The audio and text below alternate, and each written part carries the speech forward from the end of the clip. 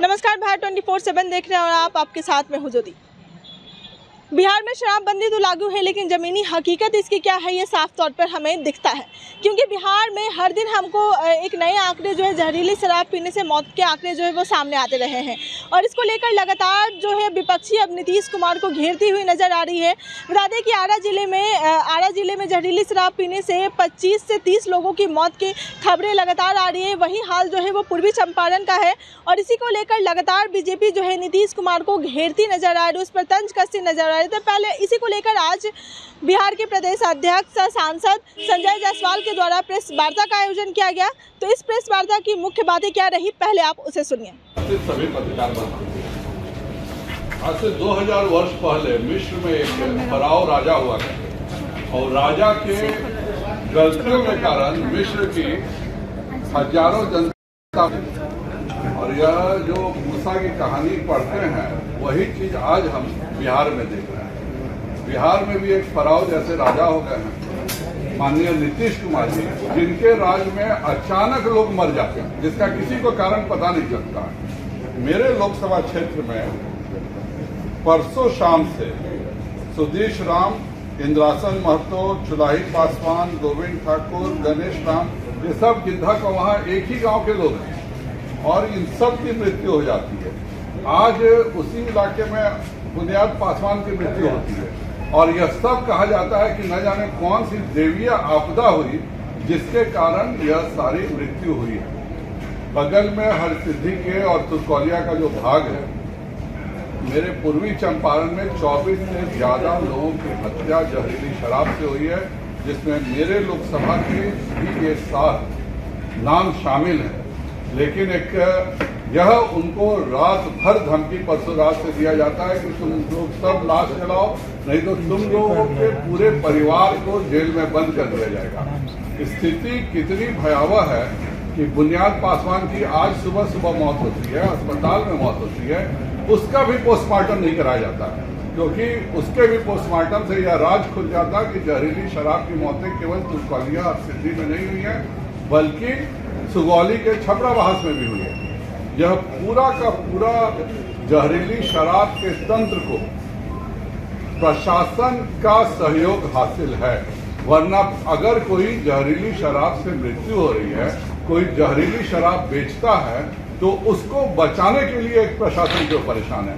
अगर यह हत्याएं हैं जहरीली शराब की तो उनको इंसाफ मिलना चाहिए था, उन जहरीली शराब के जो बेचने वाले थे उन पर कार्रवाई होना चाहिए था।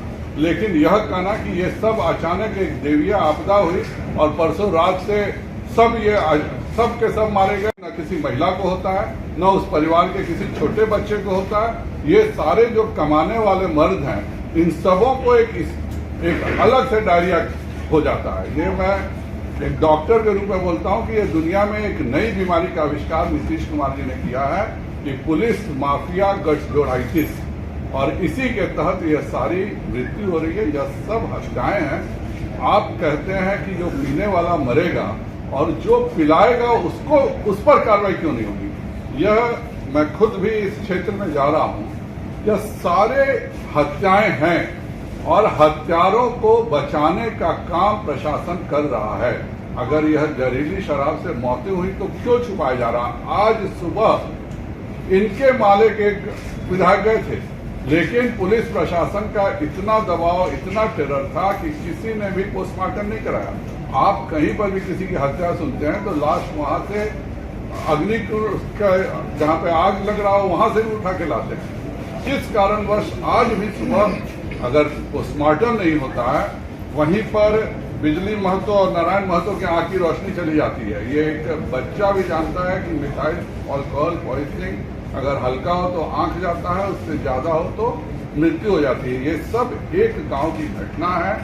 नीतीश कुमार जी फराओ की तरह बैठ करके अपने लोगों की मृत्यु कर रहे हैं और ये सारी मौतों पर इसलिए नहीं किया जा रहा है क्योंकि ये सब अनुसूचित जाति और अति पिछड़े के लोग हैं और इनकी गिनती यह सरकार कराना उचित नहीं समझती है, इनको न्याय दिलाना उचित नहीं समझती है। इसका मैं पुनः मानवाधिकार आयोग में जाऊंगा और फिर यही नीतीश कुमार जी का रुदाली होगा कि क्यों मानवाधिकार आ रहा है। पिछले बार भी 28 मौतों का उनका आंकड़ा था, मानवाधिकार आयोग ने माना इसको कि 72 मौतें हुई हैं। ये आपके अखबार में ये पूरी लिस्ट निकलती है और इस पूरी लिस्ट को गायब कर दिया जाता है कह करके कि 8 मौतें हुई हैं। यह बताता है कि यह प्रशासन जन विरोधी है, यह प्रशासन बिहारियों के प्रति इतना वैमनस्य रखता है कि यहाँ के आदमियों की जान की कोई कीमत नहीं है। हम लोग खुद इस जगह पर जा रहे हैं और मानवाधिकार आयोग को और अनुसूचित जाति आयोग को बुला करके इन मृतकों को निश्चित तौर पर हम इंसाफ दिलाएंगे। बिहार में बहार है, नीतीश कुमार है, ऐसा नारा तो कई लोगों ने दिया था, लेकिन क्या ये सच है कि बिहार में बहार है? क्योंकि जिस तरीके से बिहार में आए दिन खबरें निकल के सामने आ रही है, जहरीली शराब पीने से जो मौतें सामने आ रही है, इसी को लेकर संजय जायसवाल ने सीधे नीतीश कुमार से पूछा है, जहरीली अगर बिहार में शराबबंदी लागू है तो आखिर ये बिहार में शराब आ कहाँ से रही है? और अगर जहरीली शराब पीने वालों की उस पर केस हो रहा है, उस पर शिकंजा कसा जा रहा है, तो जो जहरीली शराब उन्हें दे रहे हैं उन पर अभी तक सरकार कोई भी शिकंजा क्यों नहीं कस रही है? आपको बता दें कि पूर्वी चंपारण में, और साथ ही उनका कहना है कि जिस तरीके से पूर्वी चंपारण में जहरीली शराब पीने से मौतें हुई हैं और लगातार नीतीश सरकार जो है वो आंकड़े छुपाने की बात कर रही है, आंकड़े छुपाने की कोशिश कर रही है।